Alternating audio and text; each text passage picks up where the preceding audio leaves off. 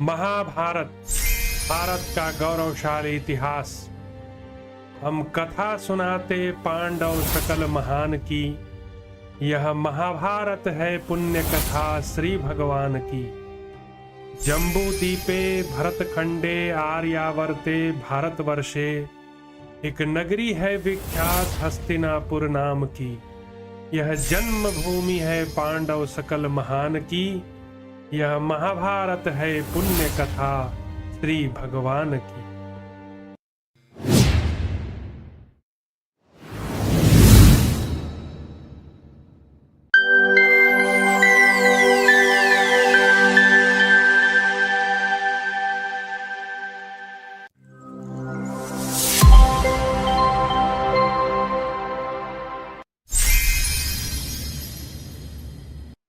श्री रुक्मिणी कृष्णचंद्राभ्याम नमः।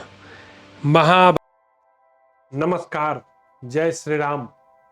कर्ण पर्व के अंतर्गत अर्जुन द्वारा 10,000 संसप्तक योद्धाओं और उनकी सेना का संहार।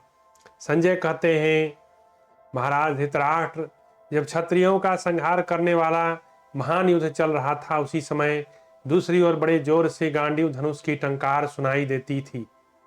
राजन, वहां पांडुनंदन अर्जुन संसप्तकों का कौशल देशी योद्धाओं तथा नारायणी सेना का संहार कर रहे थे। सम्रांगण में विजय की इच्छा रखने वाले संसप्तकों ने अत्यंत कुपित होकर अर्जुन के मस्तक पर चारों ओर से बाणों की वर्षा आरंभ कर दी। राजन, उस बाण वर्षा को सहसा वेग पूर्वक सहते श्रेष्ठ रथियों का संहार करते हुए शक्तिशाली अर्जुन रणभूमि में विचरने लगे।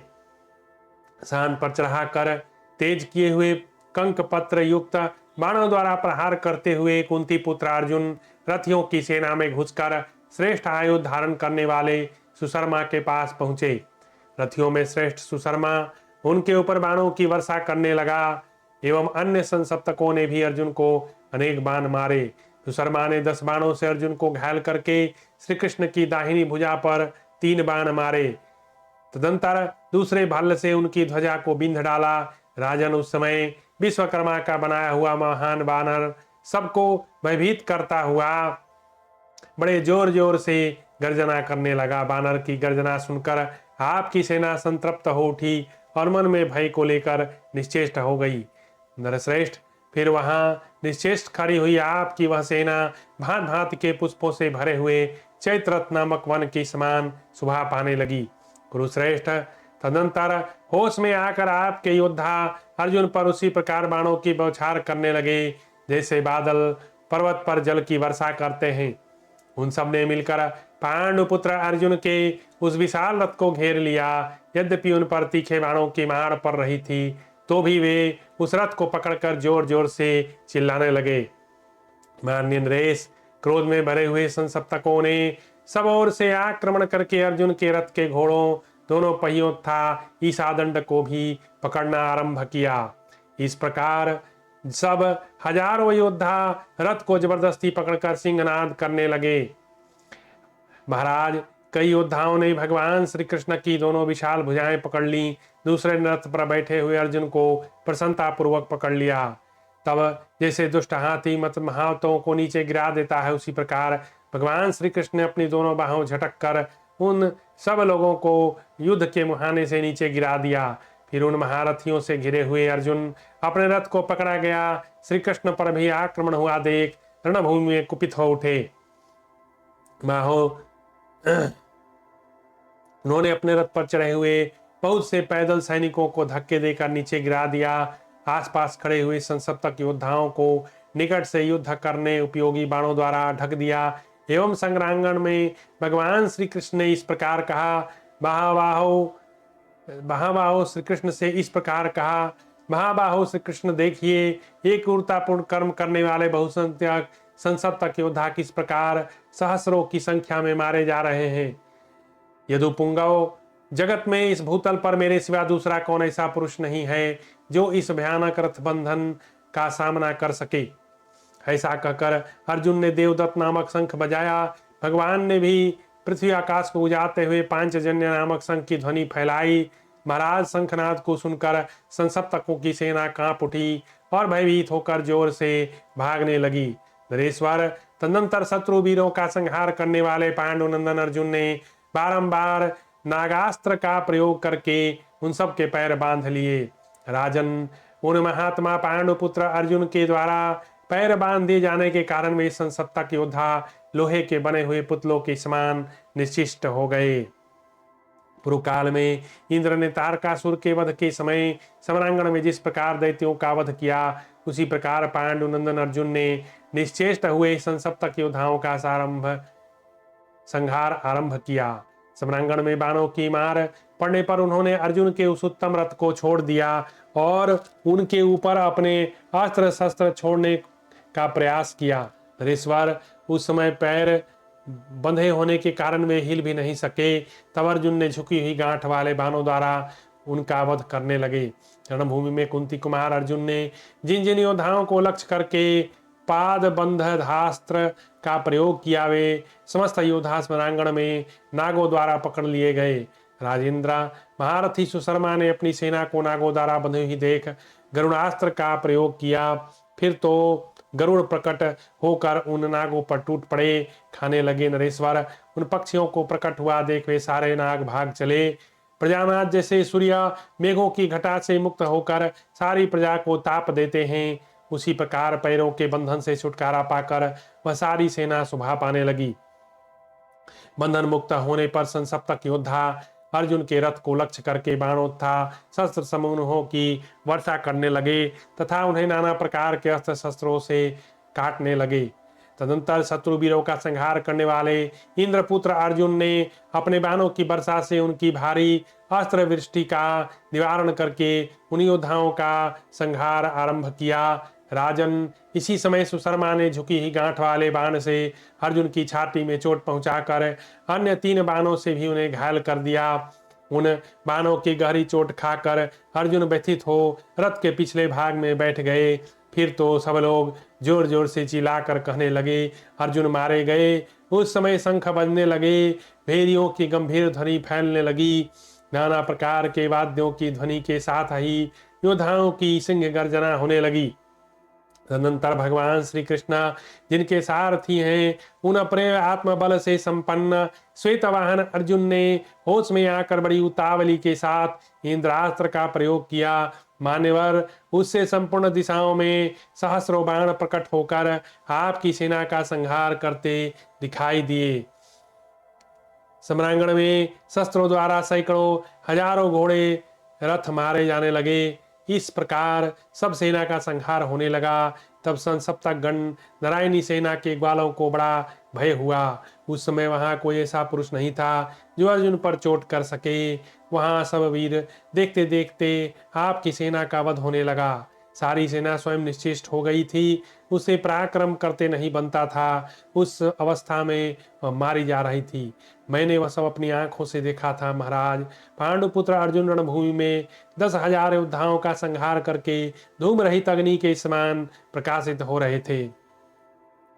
भारत, उस समय संसप्तकों के 14,000 पैदल, 10,000 रथ और 3,000 हाथी शेष रह गए थे। संसप्तकों ने पुनः यह निश्चय करके कि मर जाएंगे अथवा विजय प्राप्त करेंगे, किंतु युद्ध से पीछे नहीं हटेंगे, अर्जुन को चारों ओर से घेर लिया। प्रजानाथ, फिर तो वहां किरीटधारी बलवान सूरवीर पांडुपुत्र अर्जुन के साथ आपके सैनिकों का बड़ा भारी युद्ध हुआ। उसमें कुंती पुत्र अर्जुन ने उन शत्रुओं को जीतकर उनका उसी प्रकार संहार कर डाला जैसे देवराज इंद्र ने असुरों का वध किया था। कृपाचार्य के द्वारा शिखंडी की पराजय, सुकेतु का वध था, धृष्टद्युम्न के द्वारा कृतवर्मा का परास्त होना। संजय कहते हैं, मान्यवर नरेश, कृतवर्मा, कृपाचार्य, अश्वत्थामा, सूतपुत्र कर्ण, उलूक, शकुनी भाइयों सहित राजा दुर्योधन ने समुद्र में टूटी हुई नाव की भांति आपकी सेना को पांडुपुत्र अर्जुन के भय से पीड़ित और शिथिल होती देख बड़े जोर से आकर उसका उद्धार किया। भारत, नंतर 2 घड़ी तक वहां घोर युद्ध होता रहा, जो कायरों के लिए त्रासजनक सूरवीरों का हर्ष बढ़ाने वाला था। इस कृपाचार्य ने उस स्थल में बाणों की बड़ी वर्षा की उन बाणों से टिड्डी दलों के समान चिरंजीव को आच्छादित कर दिया। इससे शिखंडी को क्रोध हुआ। वह तुरंत ही गौतम गोत्रीय कृपाचार्य पर चढ़ाया और उनके ऊपर सब ओर से बाणों की वर्षा करने लगा। इससे शिखंडी तब महान अस्त्रवेता कृपाचार्य ने शिखंडी की उस बाण वर्षा का निवारण करके कुपित हो उसे 10 बाणों से घायल कर दिया। तत्पश्चात शिखंडी ने क्रोध में भरकर युद्ध स्थल में कंकपत्र युक्त 7 सीधे बाणों द्वारा कुपित कृपाचार्य को छत विछत कर दिया। तब महारथी शिखंडी उस अश्वहीन रथ से कूदकर हाथ में ढाल और तलवार लेकर तुरंत ही ब्राह्मण कृपाचार्य की ओर बढ़ चला। उसे अपने ऊपर सहसा आक्रमण करते देख कृपाचार्य ने बाणों द्वारा समरांगण में शिखंडी को ढक दिया। नरश्रेष्ठ शिखंडी को कृपाचार्य के बाणों से आच्छादित हुआ देख महारथी धृष्टद्युम्न तुरंत ही सामना के लिए आगे आ गया। इसी प्रकार पुत्र सेना सहित युधिष्ठिर को कृपाचार्य के रथ पर चढ़ाई करते देख द्रोणपुत्र अश्वत्थामा ने रोका। महारथी नकुल सहदेव भी उतावली के साथ चढ़ आ रहे थे, उन्हें भी आपके पुत्र ने बाण वर्षा से रोक दिया। मान्यवर श्रद्धान के पुत्र कृपाचार्य युद्ध स्थल में मानो वे शिखंडी को दग्ध कर डालना चाहते हों, बड़ी उतावली के साथ उसके ऊपर बाण चलाए। उनके चलाए हुए उन स्वर्णभूषित बाणों को शिखंडी ने बारंबार तलवार घुमाकर सब ओर से काट डाला। भरत नंदन तब कृपाचार्य ने अपने बाणों से शिखंडी की 100 चंद्राकार चिन्हों से युक्त ढाल को तुरंत ही छिन्न भिन्न कर डाला। इससे सब लोग कोलाहल करने लगे। महाराज, जैसे रोगी मौत के मुंह में पहुंच गया हो, उसी प्रकार कृपाचार्य के वश में पड़ा हुआ शिखंडी अपनी ढाल कट जाने पर केवल तलवार हाथ में लिए उनकी ओर दौड़ा। राजन, शिखंडी को कृपाचार्य के बाणों का ग्रास बनकर पीड़ित होते देख चित्रकेतु का पुत्र महाबली सुकेतु उसकी सहायता के लिए तुरंत आगे बढ़ा। सुकेतु अमेय आत्मबल से संपन्न था। वह युद्ध स्थल में बहुसंख्यक पैने बाणों द्वारा ब्राह्मण कृपाचार्य को आच्छादित करता हुआ उनके रथ के समीप आ पहुंचा। नृपश्रेष्ठ ब्रह्मचर्य का वारत करने वाले ब्राह्मण कृपाचार्य को सुकेतु के द्वारा युद्ध में तत्पर देख शिखंडी तुरंत वहां से भाग निकला। राजन, तंतर सुकेतु ने कृपाचार्य को पहले 9 बाणों से बींध कर फिर 73 तीरों से उन्हें घायल कर दिया। हारे तत्पश्चात बाण सहित उनके धनुष को काट दिया और एक बाण द्वारा उनके सारथी के मर्म स्थान में गहरी चोट पहुंचाई। इससे कृपाचार्य कुपित हो गए। उन्होंने नूतन सुदृढ़ धनुष लेकर सुकेतु के संपूर्ण मर्म स्थानों को 30 बाणों द्वारा प्रहार किया। इससे सुकेतु का सारा शरीर विह्वल होकर रथ पर कांपने लगा, मानो भूकंप आने पर वृक्ष जोर जोर से कांपने और झूमने लगा हो। उसी अवस्था में कृपाचार्य ने सुरभ द्वारा सुकेतु के जगमगाते हुए कुंडलों से युक्त पगड़ी और शिस्त्राण सहित मस्तक को उसकी कांपती हुई काया से काट गिराया। राजन, वह सिर बाज के लाए हुए मांस के टुकड़े की समान पृथ्वी पर गिर पड़ा। उससे बाद सुकेतु का धड़ भी धराशायी हो गया। भारत दूसरी ओर महारथी कृतवर्मा ने सम्रांगण में धृष्टद्युम्न को रोक कर बड़े हर्ष के साथ कहा, खड़ा रहा। नरेश्वर, जैसे मांस के टुकड़े के लिए 2 बाज लड़ रहे हों, उसी प्रकार रणक्षेत्र में कृतवर्मा धृष्टद्युम्न का घोर युद्ध होने लगा। धृष्टद्युम्न ने कुपित होकर कृतवर्मा को पीड़ा दे उसकी छाती में 9 बाण मारे। राजन, जैसे जल की धारा गिराने वाले मेघों से आच्छन्न हुए सूर्य का दर्शन नहीं होता, उसी प्रकार कृतवर्मा ने बाणों से रथ सहित आच्छादित हुए धृष्टद्युम्न दिखाई नहीं देते थे। महाराज, यद्यपि धृष्टद्युम्न घायल हो गए थे तो भी अपने स्वर्णभूषित बाणों द्वारा कृतवर्मा के सर समूह को छिन्न भिन्न एवं प्रकाशित होने लगे। अपने ऊपर सहसा आती हुई भयंकर बाण वर्षा को युद्ध स्थल में कृतवर्मा ने कई हजार बाण मारकर रोक दिया। कृतवर्मा अत्यंत क्रोध में भरकर जलाने को उद्यत हुई आग के समान धृष्टद्युम्न आदि समस्त पांडवों को रोकने लगे। राजन, तब धृष्टद्युम्न ने गदा हाथ में लेकर बड़े वेग से महाधनुधर कृतवर्मा पर आघात किया। इस प्रकार बलवान धृष्टद्युम्न ने उस महाबली शत्रु को जीतकर बाणों की वर्षा करके सम्रांगण में समस्त कौरवों को तुरंत आगे बढ़ने से रोक दिया। तब आपके समस्त योद्धा सिंहनाद करके धृष्टद्युम्न पर टूट पड़े। फिर वहां घोर युद्ध होने लगा। अश्वत्थामा का घोर युद्ध, सातकी के सारथी का वध एवं युधिष्ठिर का अश्वत्थामा को छोड़कर दूसरी ओर चले जाना, संजय कहते हैं, राजन, सात्यकी था सूरवीर द्रोण द्रौपदी द्वारा पुत्रों द्वारा सुरक्षित युधिष्ठिर को देखकर अश्वत्थामा बड़े हर्ष के साथ उनका सामना करने के लिए गया। द्रोणपुत्रा के बाणों से आच्छन्न हो जाने के कारण वहां कुछ भी ज्ञात नहीं होता था। युद्ध का सारा विशाल मैदान बाणमय हो रहा था। राजन, उन प्रकाशमान बाण समूहों से सारा आकाश मंडल ढक गया। बाण से रुंधे हुए आकाश में मेघों की छाया सी बन गई। महाराज, द्रोणपुत्र की वह फुर्ती देखकर वहां खड़े हुए सभी महारथी नरेश आश्चर्यचकित हो उठे। तपते हुए सूर्य के समान तेजस्वी अश्वत्थामा की ओर आंख उठाकर देख भी ना सके। सात्यकी ने 27 बाण से अश्वत्थामा को घायल करके पुनः 7 स्वर्ण भूषित नराचों द्वारा उन्हें बींध डाला। राजन, क्रोध में भरकर विषधर सर्प के समान फुफकारते हुए अश्वत्थामा ने सात्यकी को 25 बाणों से घायल करके बदला चुकाया। फिर श्रुतकृति को 9, सुतसेम को 5, प्रतिबिंध को 3, शतानी को 9, धर्मपुत्र युधिष्ठिर को 5 था सूरवीरों को 2-2 बाणों से पीट दिया। इसके सिवा उसने पैने बाणों द्वारा श्रुतकृति को धनुष को भी काट डाला। मान्यवर महाराज, तत्पश्चात द्रोण कुमार ने अपने बाणों की वर्षा से युधिष्ठिर की उस सेना को सब ओर से ढक दिया। तब धर्मपुत्र युधिष्ठिर ने दूसरा विशाल धनुष हाथ में लेकर अश्वत्थामा को बींध दिया एवं उसकी दोनों भुजाओं में 70 बाण मारे। इसके बाद कुपित हुए सात्यकी ने रणभूमि में प्रहार करने वाले अश्वत्थामा के धनुष को तीखे अर्धचंद्राकार से काटकर जोर से गर्जना की। भारत तत्पश्चात प्रतापी द्रोणपुत्रा ने दूसरा धनुष लेकर सात्यकी को सरसमूहों की वर्षा द्वारा आच्छादित कर दिया। युधिष्ठिर आदि पांडव महारथी शस्त्रधारियों में श्रेष्ठ अश्वत्थामा पर बड़े वेग से पैने बाणों की वर्षा करने लगे।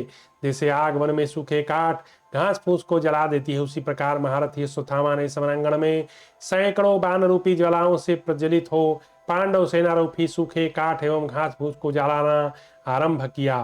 तदंतर रोष और अमर्ष में भरे हुए द्रोण शिष्य महारथी युधिष्ठिर ने द्रोणपुत्र अश्वत्थामा से कहा। युधिष्ठिर बोले, द्रोणपुत्रा, मैं जानता हूं तुम युद्ध में पराक्रमी महाबली अस्त्रवेत्ता विद्वान और शीघ्रता पूर्वक पुरुषार्थ प्रकट करने वाले श्रेष्ठ वीर हो, परंतु तुम अपना यह सारा बल द्रुपद पुत्र पर दिखा सको तो हम समझेंगे कि तुम बलवान तथा अस्त्र के विद्वान हो। शत्रुसूदन धृष्टद्युम्न को समरभूमि में देखकर तुम्हारा बल कुछ भी काम नहीं करेगा। मैं तुम्हें ब्राह्मण नहीं कहूंगा।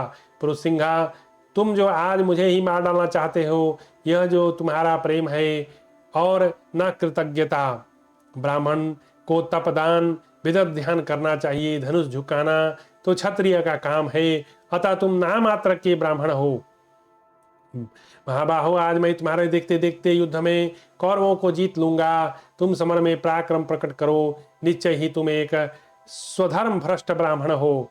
महाराज, उनके ऐसा कहने पर द्रोणपुत्र मुस्कुराने लगा। उनका कथन युक्त था, यथार्थ ऐसा सोचकर उसने कुछ उत्तर नहीं दिया। उसने कोई जवाब न देकर सम्रांगण में कुपित हो बाणों की वर्षा से पांडुपुत्र युधिष्ठिर को उसी प्रकार ढक दिया जिसे प्रलय काल में क्रुद्ध यमराज सारी प्रजा को अदृश्य कर देता है।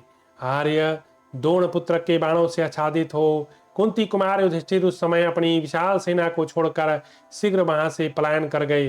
राजन, तत्पश्चात धर्मपुत्र युधिष्ठिर के हट जाने पर फिर महामना द्रोणपुत्र अश्वत्थामा दूसरी ओर चला गया। नरेश्वर, फिर उस महायुद्ध में अश्वत्थामा को छोड़कर युधिष्ठिर पुनः क्रूरतापूर्वक कर्म करने के लिए आपकी सेना की ओर बढ़े। नकुल सहदेव के साथ दुर्योधन का युद्ध, धृष्टद्युम्न से दुर्योधन की पराजय, कर्ण द्वारा पांचाल सेना सहित योद्धाओं का संहार, भीमसेन द्वारा कौरव योद्धाओं का सेना सहित विनाश, अर्जुन द्वारा संसप्तकों का वध, अश्वत्थामा का अर्जुन के साथ घोर युद्ध करके पराजित होना। संजय कहते हैं, राजन, पंचाल चेदियों कैकयों से घिरे हुए भीमसेन को स्वयं वैकर्तन करने बाणों द्वारा अवरुद्ध करके आगे बढ़ने से रोक दिया। सूतपुत्र कर्ण ने सम्रांगण में सहस्त्रों पांचाल के था सृंजय योद्धाओं को महाधनुर्धर थे मार डाला। अग्नि के समान तेजस्वी इन तीनों वीरों द्वारा दग्ध होते हुए क्षत्रिय सम्रांगण में विनाश को प्राप्त हो रहे थे। राजन, यह सब आपकी कुमंत्रणा का फल है।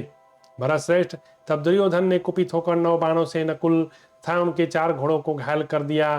तत्पश्चात समरभूमि में आपके पुत्र को क्रोध में भरे हुए नकुल ने 7 सहदेव ने 5 बाण मारे। राजन पीर सहसा 2 भल्लों से नकुल और सहदेव के धनुष काट डाले तथा उन दोनों को भी 21 बाणों से घायल कर दिया। फिर वे दोनों वीर इंद्र धनुष के समान सुंदर श्रेष्ठ धनुष लेकर युद्ध स्थल में देव कुमारों के समान दिखने लगे। जैसे 2 महामेघ किसी पर्वत पर जल की वर्षा करे, उसी प्रकार दोनों वेगशाली बंधु नकुल सहदेव दुर्योधन पर युद्ध में भयंकर बाणों की वृष्टि करने लगे।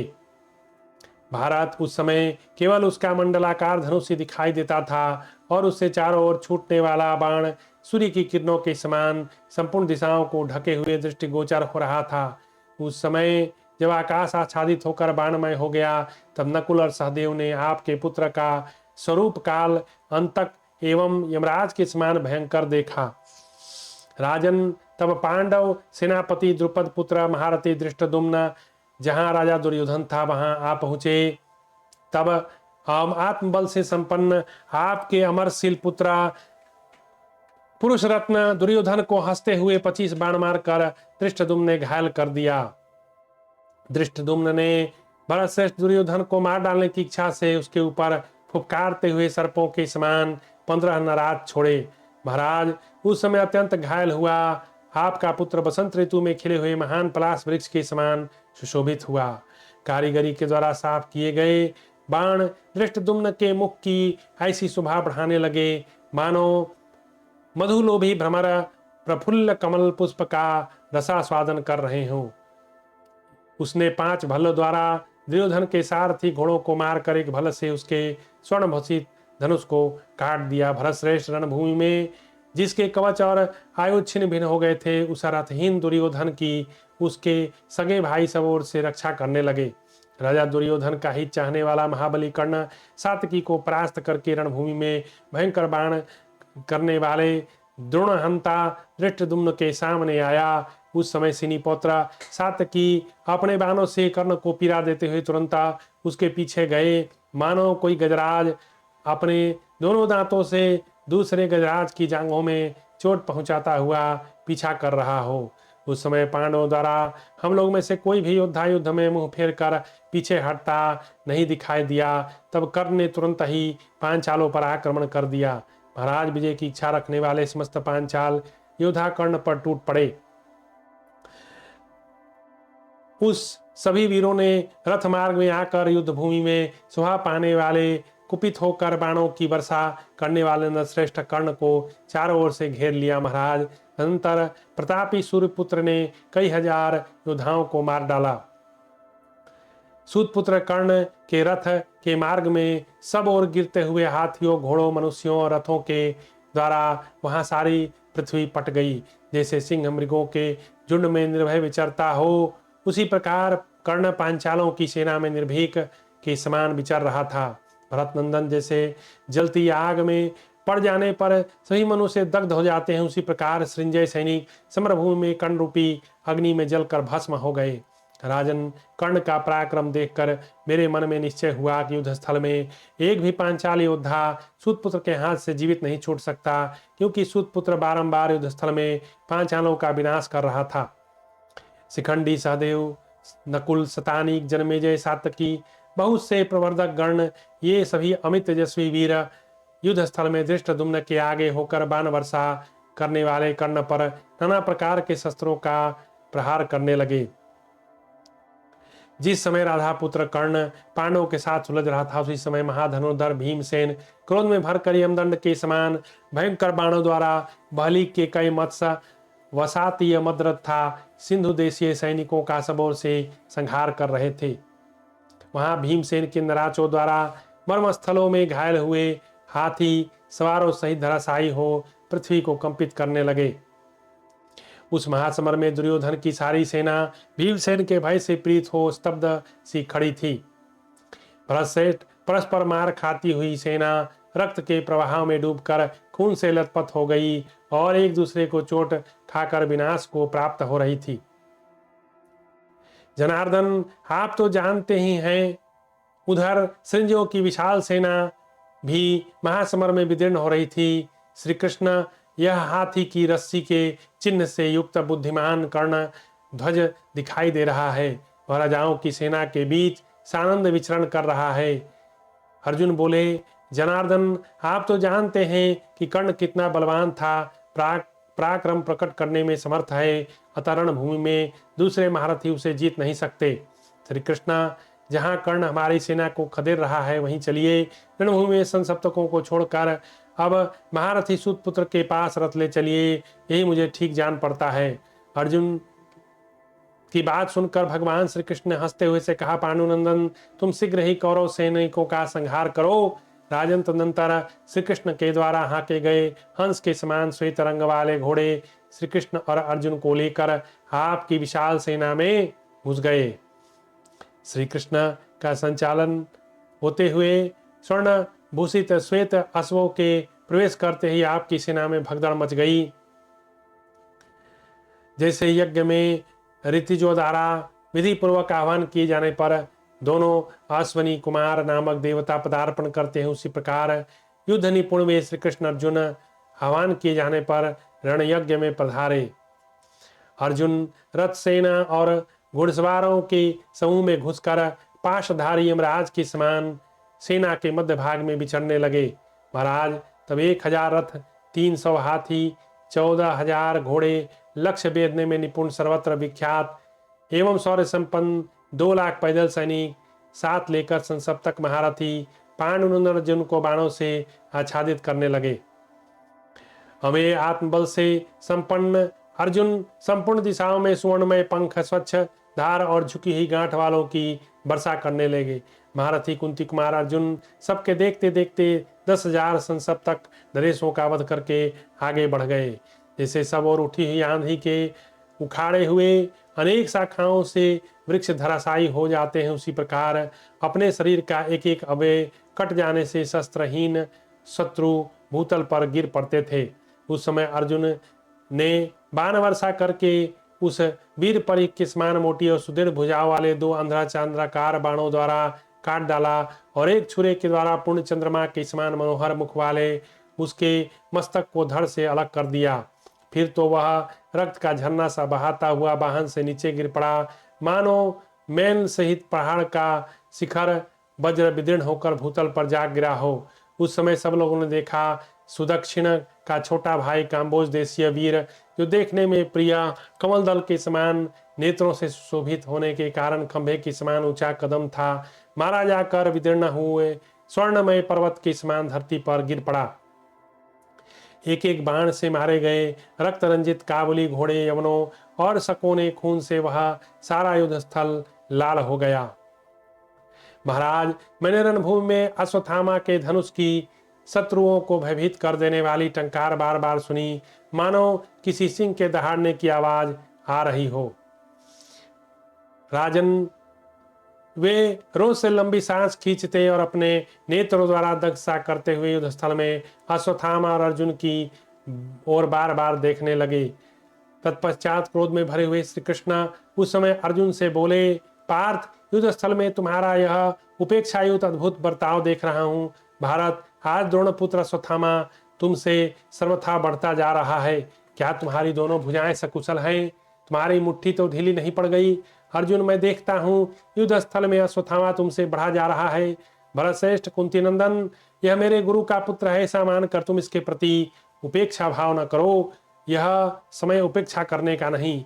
भगवान श्री कृष्ण के कहने पर अर्जुन ने 14 भल्ल हाथ में लेकर शीघ्रता करने के अवसर पर फुर्ती दिखाते हुए अश्वत्थामा के धनुष को काट डाला, साथ ही उसके ध्वज, छत्र, पताका, खड़ग शक्ति के टुकड़े कर दिए।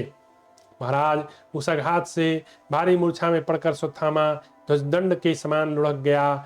शत्रु से अत्यंत पीड़ित हो अचेत अश्वत्थामा को उसका सारथी अर्जुन से उसकी रक्षा करता हुआ रणभूमि से हटा ले गया। राजन, इस प्रकार आपकी कुमंत्रणा के फलस्वरूप शत्रुओं के साथ आपके योद्धाओं का विनाशकारी भयंकर एवं क्रूरतापूर्ण संग्राम हुआ। दुर्योधन का सैनिकों को प्रोत्साहित देना और अश्वत्थामा की प्रतिज्ञा। संजय कहते हैं, भरत श्रेष्ठ, तदनंतर दुर्योधन कर्ण के पास जाकर मदराज शल्य था अन्य राजाओं से बोला, कर्ण, यह स्वर्ग का खुला हुआ द्वार रूप युद्ध बिना इच्छा के अपने आप प्राप्त हुआ है। ऐसे युद्ध को सुखी क्षत्रिय ही पाते हैं। राधानंदन अपने समान बलवान सूरवीर क्षत्रियों के साथ रणभूमि में जूझने वाले सूरवीरों को जो अभिष्ट होता है, वही यह संग्राम हमारे सामने उपस्थित है। दुर्योधन की बात सुनकर क्षत्रिय सुमणि वीर हर्ष में भरकर सिंहनाद करने लगे। सब प्रकार से बाजे बजने लगे। अंतर आनंद मोही दुर्योधन की उस सेना में अश्वत्थामा ने आपके योद्धाओं का हर्ष बढ़ाते हुए कहा, समस्त सैनिकों के सामने आप लोगों के देखते देखते जिन्होंने हथियार डाल दिया, उन मेरे पिता को धृष्टद्युम्न ने मार गिराया। राजाओं, इससे होने वाले अमर्ष के कारण तथा मित्र शत्रुओं दुर्योधन के कार्य की सिद्धि के लिए मैं आप लोगों से प्रतिज्ञा करके कहता हूँ, मैं धृष्टद्युम्न को मारे बिना अपना कवच नहीं उतारूंगा। यदि मेरी प्रतिज्ञा झूठी हो जाए तो मुझे स्वर्ग लोक प्राप्त न हो। अश्वत्थामा के ऐसा कहने पर कौरव सेना एक साथ होकर कुंती पुत्रों के सैनिकों पर टूट पड़ी। राजन, रथ उत्पत्तियों का संघर्ष भयंकर था। रणभूमि में अपने कर्म का ठीक ठीक भार वहन करने वाले मनुष्यों में श्रेष्ठ प्रमुख वीरों पर हर्ष से भरी हुई अप्सराएं दिव्य हारों, भांत भांत के सुगंधित पदार्थों एवं नाना प्रकार के दिव्य रत्नों की वर्षा करती थी। दिव्य मालाओं तथा स्वर्णमय पंख वाले विचित्र बाणों से आच्छादित और श्रेष्ठ योद्धाओं से विचित्र शोभा को प्राप्त हुई वह रणभूमि नक्षत्र समूहों से चित्रित आकाश के समान सुशोभित हो रही थी। तत्पश्चात आकाश से भी साधुवाद एवं वाद्यों की ध्वनि आने लगी, जिससे प्रत्यंचा की टंकारों और रथों के पहियों के घर घर शब्द से युक्त वह संग्राम कोलाहल पूर्ण हो उठा।